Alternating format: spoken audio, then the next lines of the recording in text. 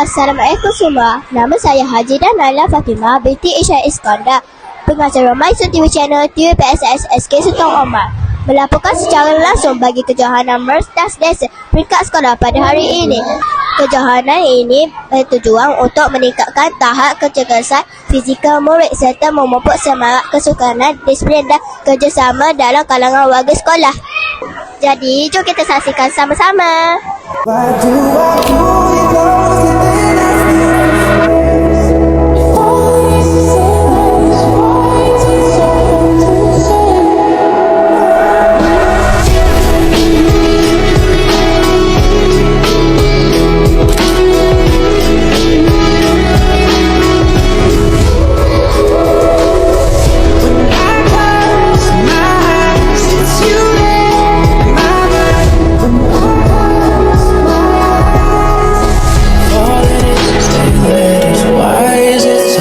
To say, if all it is eight letters, why am I in my own way?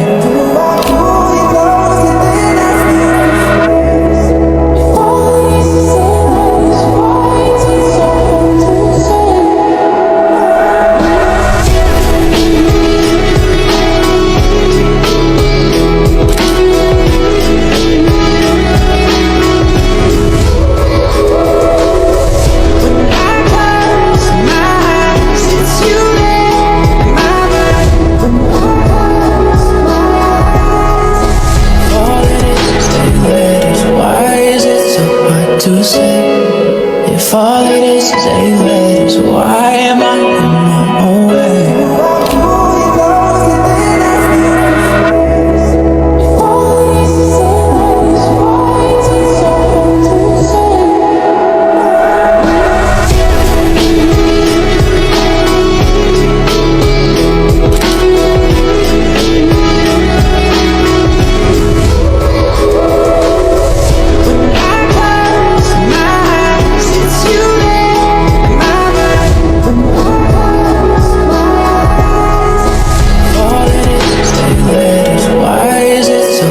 To say, if all it is eight letters, why am I in my own way?